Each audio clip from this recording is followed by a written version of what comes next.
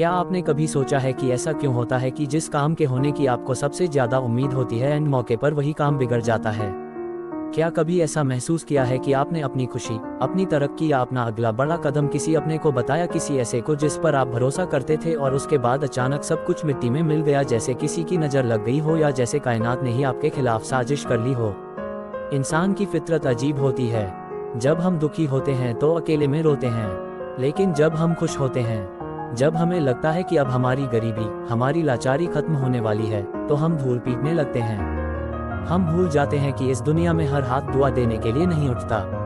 कुछ हाथ आपके पैरों को खींचने के लिए भी तैयार बैठे होते हैं। सोचिए उस पल के बारे में जब आपकी जेब खाली हो, सर पर कर्जा हो और आपको कहीं से रोशनी की एक किरण दिखे, पैसा कमाने का, अमीर बनने का एक मौका मिले, लेकिन आपकी एक गलती, सिर्फ आपकी जुबान की एक फिसलन उस मौके को हमेशा के लिए आपसे छीन ले। वो पछतावा, वो रात भर छत को घूरते हुए खुद को कोसना, वो अपने बच्चों की टूटी हुई उम्मीदों को देखना, वो दर्द इतना गहरा होता है कि इंसान अंदर ही अंदर मर जाता है। आज गांव का लड़का एआई के इस वीडियो में हम उसी दर्द, उसी गलती और उसी रहस्य को उजागर करने वाले हैं। ये सिर्फ एक कहानी नहीं है, यह आपके जीवन की वो हकीकत है जिसे आप बदलना चाहते हैं। अगर आप भी मेहनत कर रहे हैं, पैसा कमाना चाहते हैं, लेकिन बार बार असफल हो रहे हैं, तो रुकिए, शायद आप भी वही गलती कर रहे हैं जो इस कहानी के पात्र ने की। आज आपको एक ऐसा राज पता चलेगा जो शायद आपकी जिंदगी की किताब को पूरी तरह से बदल कर रख दे। अपने दिल को थाम कर बैठिए, क्योंकि जो आज आप सुनेंगे वो आपको हिला कर रख देगा। तो चलिए अब ये कहानी शुरू करते हैं। पुराने वक्त की बात नहीं है, यह आज के दौर की ही कहानी है। उस शहर की जहां उम्मीदें हर रोज उगती है और हर शाम ढल जाती है। मदन नाम का एक आदमी था जिसकी उम्र अभी तो 40 के पार नहीं हुई थी, लेकिन उसका चेहरा देखकर लगता था जैसे उसने सदियों का बोझ उठा रखा हो। मदन एक साधारण सा इंसान था, ना बहुत ज्यादा पढ़ा लिखा, ना बिल्कुल अनपढ़, बस इतना समझदार कि दुनिया की चालाकियों को देख सके, लेकिन इतना भोला भी कि उनमें बार बार फंस जाए। वो एक छोटे से कस्बे में रहता था जहां हर घर की दीवारें एक दूसरे से सटी होती है और बातें हवा से भी तेज फैलती है। मदन की जिंदगी में पैसे की कमी हमेशा से थी, लेकिन सुकून की कमी अब होने लगी थी। वह उन लोगों में से था जो दिन रात एक कर देते थे। कभी उसने परचून की दुकान खोली, कभी कपड़ों का छोटा व्यापार शुरू किया, कभी जमीन की दलाली में हाथ आजमाया। मदन मेहनत करने से नहीं डरता था। उसे डर लगता था तो बस घर लौटकर अपनी पत्नी की उन आंखों से जिनमें अब सवाल कम और मायूसी ज्यादा होती थी। उसे डर लगता था अपने बच्चों की उन ख्वाहिशों से जो अब उसके सामने जुबान पर आने से भी कतराती थी। लेकिन मदन की सबसे बड़ी समस्या उसकी किस्मत नहीं थी, उसकी सबसे बड़ी समस्या उसकी जुबान थी। मदन के पेट में कोई बात पचती नहीं थी। उसे लगता था कि दुनिया में सब उसके अपने हैं। उसे लगता था कि अगर वह खुश है तो दूसरे भी उसकी खुशी में खुश होंगे। यही उसकी बर्बादी की जड़ थी। उस शाम बहुत जोर की बारिश हो रही थी। आसमान में बादल ऐसे गड़गड़ा रहे थे जैसे किसी का गुस्सा फूट रहा हो। मदन अपने घर के बाहर बनी छोटी सी टिन की छत के नीचे बैठा बीड़ी पी रहा था। धुएं के छल्ले बनाते हुए वो बारिश की बूंदों को जमीन पर गिरते हुए देख रहा था, ठीक वैसे ही जैसे उसकी उम्मीदें पिछले हफ्ते जमीन पर आ गिरी थी। अभी 4 दिन पहले की ही तो बात थी। मदन को शहर के एक बड़े व्यापारी से एक बहुत बड़ा ऑर्डर मिलने वाला था। ये ऑर्डर इतना बड़ा था कि मदन के सिर का सारा कर्जा एक ही बार में उतर जाता। उसने सब कुछ तय कर लिया था। व्यापारी को मदन की ईमानदारी पसंद आई थी और उसने वादा किया था कि सोमवार को वो एडवांस चेक दे देगा। मदन उस दिन हवा में उड़ रहा था। घर आते वक्त उसके पैर जमीन पर नहीं पड़ रहे थे। वो इतना खुश था कि रास्ते में उसे उसका बचपन का दोस्त, या यूं कहें कि नाम का दोस्त, सुरेश मिल गया। सुरेश ने बस इतना पूछा कि भाई मदन, आज चाल बड़ी मस्तानी है, क्या बात है? और मदन अपनी आदत से मजबूर सब कुछ उगल गया। उसने बता दिया कि कैसे उसे शहर से एक बड़ा काम मिल रहा है, कैसे अब उसके दिन फिरने वाले हैं, कैसे वो अब पुरानी खटारा बाइक बेचकर नई गाड़ी लेगा। सुरेश ने मुस्कुराते हुए उसे बधाई दी और गले लगाया। मदन को लगा कि सुरेश उसकी तरक्की से खुश है, लेकिन मदन नहीं देख पाया कि सुरेश की मुस्कान उसकी आंखों तक नहीं पहुंची थी। मदन घर आया, अपनी पत्नी को बताया, बच्चों को बताया। उस रात मदन के घर में त्योहार जैसा माहौल था, लेकिन वो सोमवार कभी नहीं आया। जब मदन उस व्यापारी के पास पहुंचा तो पता चला कि वह काम किसी और को मिल चुका है, और वह कोई और नहीं बल्कि सुरेश का साला था, जिसने मदन से भी कम दाम में वो काम करने का ऑफर दे दिया था। व्यापारी ने मदन से साफ कह दिया कि व्यापार में दोस्ती नहीं, मुनाफा देखा जाता है। मदन उस वक्त उस टिन की छत के नीचे बैठा यही सोच रहा था। उसके अंदर का गुस्सा, उसका अपमान उसे अंदर ही अंदर खाए जा रहा था। बारिश तेज हो गई थी, लेकिन मदन की आंखों का पानी उस बारिश से ज्यादा खा रहा था। उसे अपनी बेवकूफ़ी पर रोना आ रहा था। ये पहली बार नहीं हुआ था।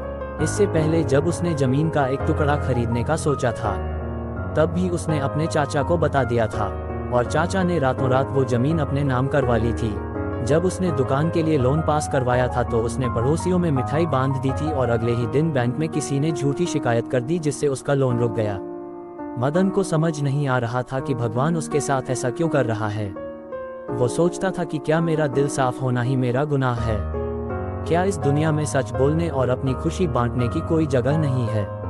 तभी अंदर से उसकी पत्नी की आवाज आई, शायद खाने के लिए बुला रही थी, लेकिन मदन के गले से निवाला उतरने वाला नहीं था। उसने जोर से आवाज दी कि उसे भूख नहीं है। वो उठा और बारिश में ही घर से बाहर निकल गया। उसे नहीं पता था कि वो कहाँ जा रहा है। बस उसे इस घर की चार दीवारी, यह मायूस चेहरे और अपनी नाकामी की गंध से दूर जाना था। गांव के रास्ते कीचड़ से भरे थे। अंधेरा इतना गहरा था कि हाथ को हाथ नहीं सूझ रहा था, लेकिन मदन चलता रहा। उसके दिमाग में बस एक ही बात गूंज रही थी, पैसा पैसा कैसे कमाया जाए, और उससे भी बड़ा सवाल पैसा कमाने के बाद उसे बचाया कैसे जाए उन लोगों से जो उसकी खुशी देख नहीं सकते। चलते चलते मदन गांव की सीमा पार कर गया। अब रिहायशी इलाके पीछे छूट चुके थे और जंगल की शुरुआत हो रही थी। सन्नाटा इतना था कि बारिश की आवाज भी डरावनी लग रही थी, लेकिन मदन के अंदर का शोर बाहर के तूफान से कहीं ज्यादा था। वो एक पुराने बरगद के पेड़ के नीचे जाकर बैठ गया। वो भीग चुका था, ठंड से कांप रहा था, लेकिन उसका शरीर सुन पड़ चुका था। उसने आसमान की तरफ देखा और चीखने लगा। वो अपने इष्ट को, अपने भगवान को कोसने लगा। क्यों, आखिर क्यों मेरे साथ ही ऐसा होता है? मैं किसी का बुरा नहीं चाहता, मैं मेहनत से नहीं डरता, फिर क्यों हर बार मैं किनारे पर आकर डूब जाता हूँ? क्या मुझे अमीर बनने का, सुखी होने का कोई हक नहीं है? उसकी आवाज जंगल में गूंजकर उसी के पास वापस आ रही थी। कोई जवाब देने वाला नहीं था। मदन रोते रोते थक गया और वही पेड़ की जड़ से टेक लगाकर बैठ गया। उसे लगा कि शायद उसकी किस्मत में यही लिखा है, एक असफल हारा हुआ इंसान बनकर जीना और मर जाना। उसकी आंखों के सामने अपने बच्चों का चेहरा आया जो फटे हुए जूतों में स्कूल जाते थे। उसे अपनी पत्नी का ख्याल आया जिसने पिछले 5 सालों से अपने लिए एक नई साड़ी नहीं खरीदी थी। मदन को अपने आप से घिन आने लगी। उसने सोचा कि ऐसे जीने से तो मर जाना बेहतर है। निराशा अपने चरम पर थी। जब इंसान के पास खोने के लिए कुछ नहीं बचता तो उसे डर लगना बंद हो जाता है। मदन भी अब निडर हो चुका था, लेकिन यह निडरता बहादुरी वाली नहीं बल्कि हताशा वाली थी। तभी उसे कुछ आहट सुनाई दी। बारिश थोड़ी धीमी हो चुकी थी। अंधेरे में उसे कुछ चमकता हुआ दिखाई दिया। पहले उसे लगा कि शायद कोई जंगली जानवर है। वो थोड़ा सहम गया, लेकिन फिर उसने सोचा कि अगर जानवर खा भी ले तो क्या फर्क पड़ता है, वैसे भी वो जीकर क्या कर रहा है। लेकिन वो चमक पास आती गई। ध्यान से देखने पर उसे महसूस हुआ कि वो कोई हिंसक जानवर नहीं है। वो एक गाय थी, लेकिन साधारण गाय नहीं। अंधेरे में भी उसकी त्वचा से एक अजीब सी मध्यम सी रोशनी निकल रही थी। वो सफेद रंग की गाय थी, इतनी बेदाग सफेद कि अंधेरी रात भी उसकी चमक को छिपा नहीं पा रही थी। उसकी आंखें बहुत गहरी थी, इतनी गहरी कि मदन को लगा जैसे वो आंखें उसके अंदर तक झांक रही है, उसकी आत्मा के सारे घाव देख रही है। गाय धीरे धीरे चलकर मदन के पास आई। मदन मंत्रमुग्ध सा उसे देखता रहा। उस गाय के गले में कोई रस्सी नहीं थी, कोई घंटी नहीं थी। वो जंगल में बिल्कुल अकेली थी, फिर भी उसके चेहरे पर एक अजीब सा तेज और शांति थी। मदन जो अभी मरने के ख्यालात में डूबा था, अचानक एक अजीब से सुकून को महसूस करने लगा। गाय उसके बिल्कुल करीब आ गई और उसने अपना सिर मदन के कंधे पर रख दिया। मदन का हाथ अपने आप उठा और उसने गाय के सिर पर फेरना शुरू कर दिया। उसका शरीर गर्म था और उस स्पर्श में एक जादुई अपनापन था। मदन को लगा जैसे वर्षों बाद किसी ने उसे तसल्ली दी हो। बिना कुछ बोले, बिना कोई सवाल किए, मदन ने उस गाय से बातें करना शुरू कर दिया। इंसान जब टूट जाता है तो वह किसी से भी बात कर सकता है, पत्थर से, पेड़ से या जानवर से। उसे बस अपना गुबार निकालना होता है। मदन बोला, तुम कौन हो? इस घने जंगल में इतनी रात को अकेली क्या कर रही हो? क्या तुम्हें भी किसी ने घर से निकाल दिया, या तुम भी मेरी तरह अपनी किस्मत से भाग रही हो? गाय ने कोई जवाब नहीं दिया, बस अपनी बड़ी बड़ी काली आंखों से उसे देखती रही। मदन बोलता गया, देख रही हो मेरी हालत। मैं वो बदनसीब हूँ जो सोने को हाथ लगाए तो वो भी मिट्टी बन जाता है। लोग कहते हैं पैसा कमाना मुश्किल है। मैं कहता हूँ पैसा कमाना तो फिर भी आसान है, लेकिन उस पैसे की वजह से अपनों की जलन को झेलना मुश्किल है। मैंने जब भी कुछ करना चाहा किसी ना किसी ने टांग अड़ा दी। मुझे समझ नहीं आता कि दुनिया में लोग इतने बुरे क्यों हैं। क्या मैं गलत हूँ? क्या मुझे भी उनकी तरह चालाक बन जाना चाहिए? क्या मुझे भी झूठ बोलना चाहिए, धोखा देना चाहिए? मदन के सवाल हवा में तैरते रहे। उसे उम्मीद नहीं थी कि कोई जवाब मिलेगा, लेकिन उसे ये भी नहीं पता था कि आज की रात उसकी जिंदगी की सबसे लंबी और सबसे रहस्यमयी रात होने वाली थी। उसे नहीं पता था कि यह मुलाकात कोई इत्तेफाक नहीं है। ये गाय कोई साधारण जानवर नहीं थी। यह एक संकेत था, एक जरिया थी उस ज्ञान का जो अब तक मदन की पहुंच से दूर था। बारिश अब पूरी तरह रुक चुकी थी। बादलों के बीच से चांद थोड़ा सा झांक रहा था। जंगल अब डरावना नहीं बल्कि शांत लग रहा था। मदन को अचानक महसूस हुआ कि उसे भूख लगी है, लेकिन वो भूख पेट की नहीं बल्कि जीवन को समझने की भूख थी। वो गाय वहां से उठी और धीरे धीरे जंगल के और भीतर की तरफ चलने लगी। कुछ कदम चलने के बाद वो रुकी और पीछे मुड़कर मदन को देखा, जैसे उसे अपने पीछे आने का इशारा कर रही हो। मदन जो अब तक तर्क और बुद्धि से काम लेता था, अब किसी अदृश्य डोर से बंधा हुआ महसूस कर रहा था। उसने बिना कुछ सोचे उस गाय का पीछा करना शुरू कर दिया। वो कीचड़ और झाड़ियों की परवाह किए बिना उसके पीछे पीछे चलता रहा। उसे नहीं पता था कि वो कहाँ जा रहा है, लेकिन उसे एक गहरा विश्वास था कि जहाँ भी यह गाय ले जाएगी, वो जगह उसकी मौजूदा हालत से तो बेहतर ही होगी। रास्ता पथरीला होता गया, जंगल और घना होता गया। मदन के कपड़े झाड़ियों में फंसकर और फट गए, लेकिन उसके कदम नहीं रुके। ऐसा लग रहा था जैसे वह किसी तीर्थ यात्रा पर निकला हो। उसके दिमाग से दुनियादारी, कर्जा, सुरेश की धोखेबाजी सब कुछ धुंधला होने लगा था। अब बस एक ही लक्ष्य था, उस रोशनी का पीछा करना जो उस गाय के रूप में उसके आगे चल रही थी। ये सफर सिर्फ जंगल का सफर नहीं था, यह मदन के अपने भीतर का सफर शुरू हो चुका था, जहां उसे वो 7 बातें पता चलने वाली थी जो अब तक उसकी असफलता का कारण बनी हुई थी। जंगल अब सिर्फ पेड़ों का झुंड नहीं रह गया था, बल्कि एक गहरी, काली और रहस्यमय दुनिया बन चुका था।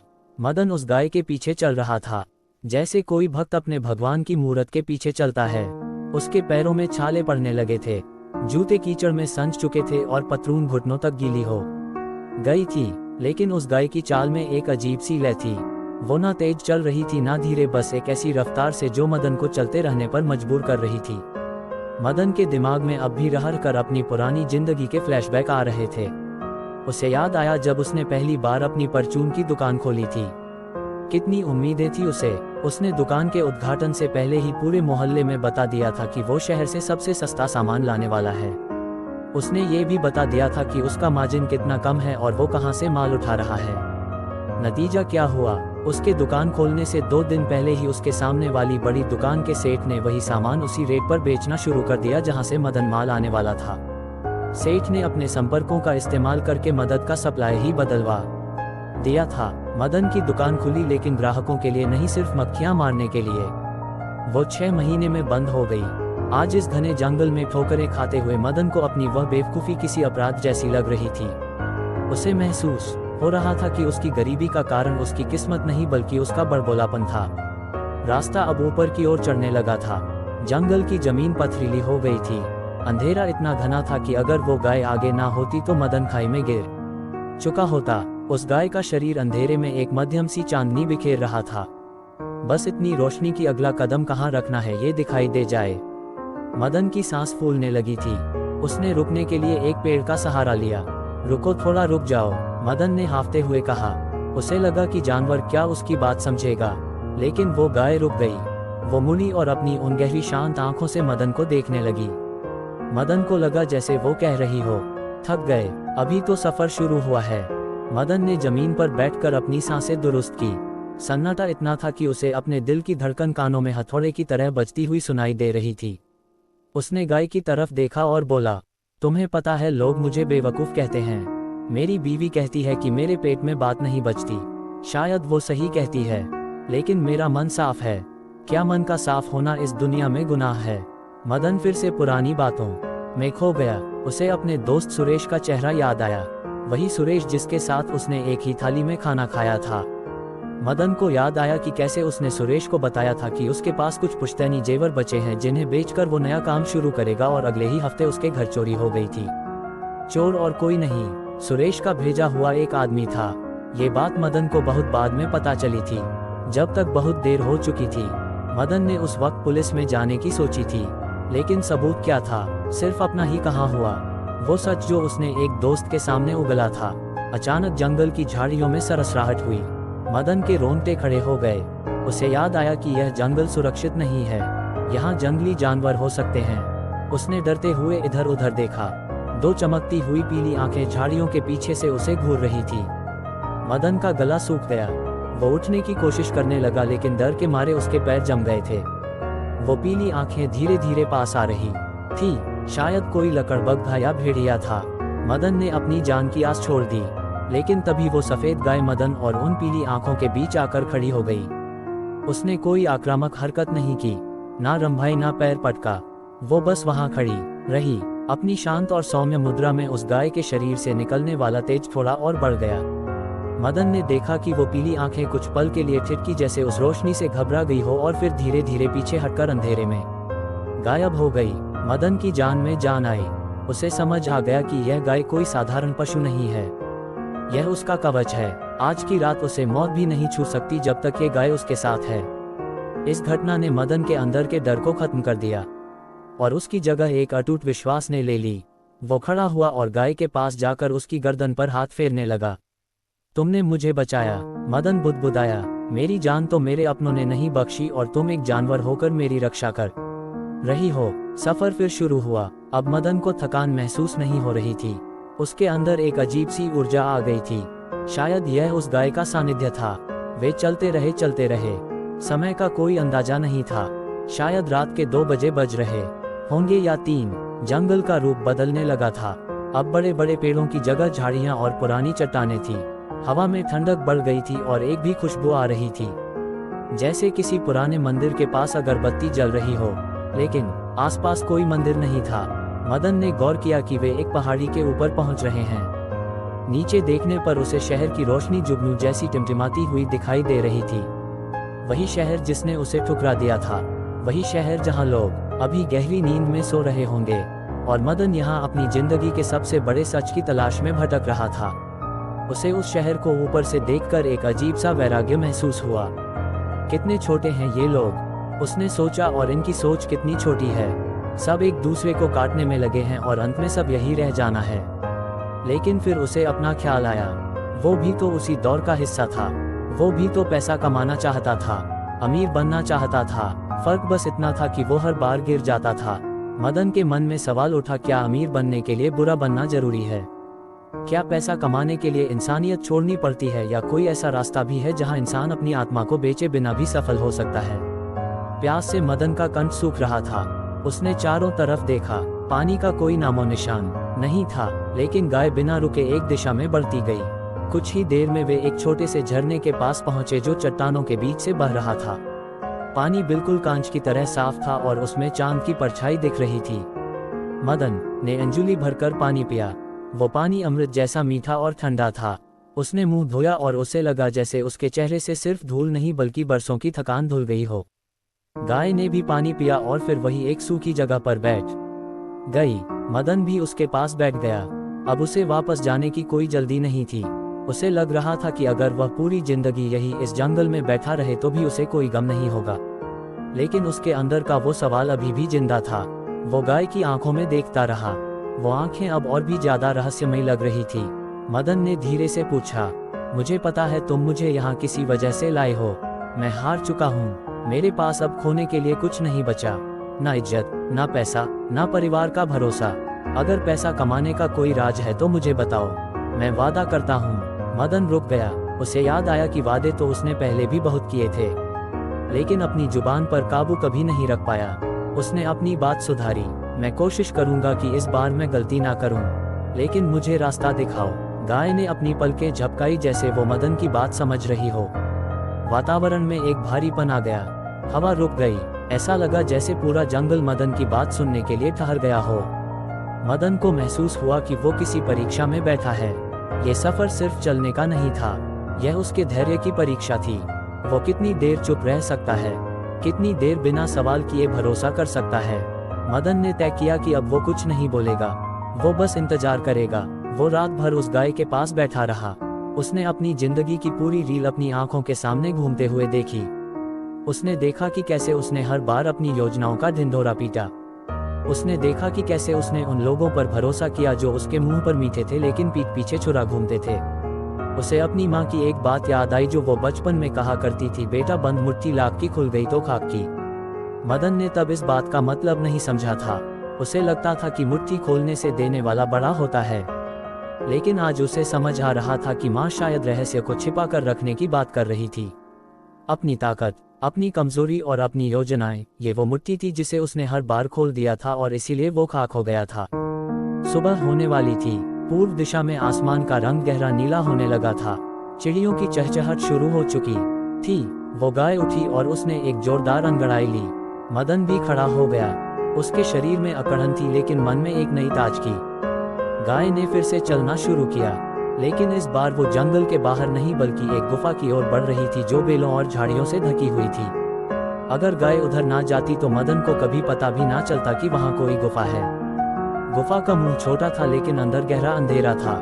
एक पल के लिए मदन झिझका, क्या अंदर जाना सुरक्षित है? लेकिन उसने रात भर जिस भरोसे का दामन थामा था उसे अब वो छोड़ नहीं सकता था। उसने एक गहरी सांस ली और गाय के पीछे पीछे गुफा में प्रवेश किया। अंदर ठंडक थी और एक अजीब सी गूंज थी। जैसे ही वे थोड़ा अंदर गए मदन हैरान रह गया। गुफा अंदर से बहुत विशाल थी और उसकी दीवारों पर प्राकृतिक रूप से चमकने वाले पत्थर जड़े थे, जिनसे वहां हल्की नीली रोशनी फैली हुई थी। ये जगह किसी दूसरी दुनिया का हिस्सा लग रही थी। मदन की आंखें फटी की फटी रह गई। उसने कभी सपने में भी नहीं सोचा था कि उसके गांव के पास जंगल में ऐसी कोई जगह हो सकती है। वहां एक बड़ा सा चबूतरा बना हुआ था जो देखने में सदियों पुराना लगता था। गाय उस चबूतरे के पास जाकर खड़ी हो गई और मदन की तरफ देखने लगी। अब मदन को यकीन हो गया था कि उसका सफर अपनी मंजिल पर पहुंच चुका है। ये वो जगह थी जहां उसे वो ज्ञान मिलने वाला था जिसकी तलाश में वो अनजाने ही निकल पड़ा था। उसका दिल जोर जोर से धड़क रहा था। क्या होगा अब? क्या ये गाय इंसान की तरह बोलेगी या यहाँ कोई साधु महात्मा प्रकट होंगे या फिर उसे कुछ ऐसा दिखेगा जो उसकी समझ से परे है? मदन ने अपने हाथ जोड़ लिए। वो किसी चमत्कार का इंतजार कर रहा था, लेकिन उसे यह नहीं पता था कि असली चमत्कार बाहर से नहीं बल्कि उसके अंदर होने वाला था। वो जो 7 बातें उसे जानने को मिलने वाली थी वो कोई जादुई मंत्र नहीं थी बल्कि वो कड़वे सच थे जिन्हें उसने जिंदगी भर नजरअंदाज किया था। गुफा की शांति में मदन को अपनी